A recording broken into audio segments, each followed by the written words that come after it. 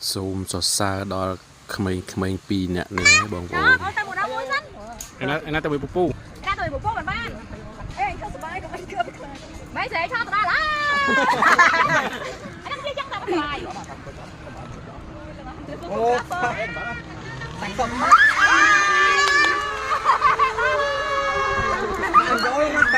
Rốt.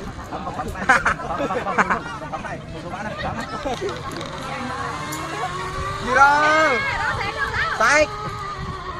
Muay pi ba.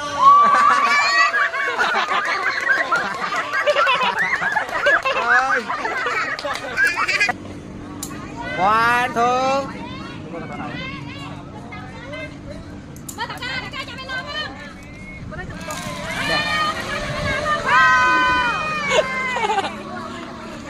Anh mới dùng tay hả? Dùng tay à? Oh no.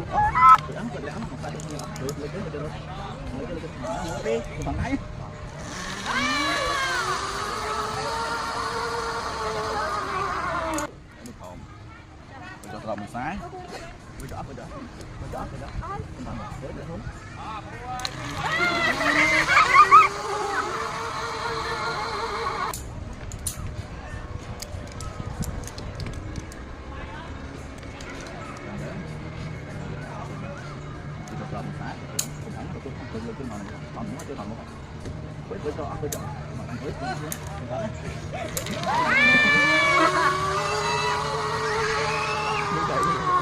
Láng này cho nên tục bán này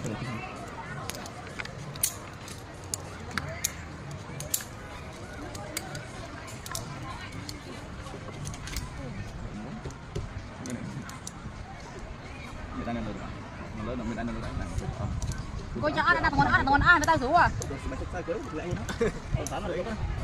Con tao ơi.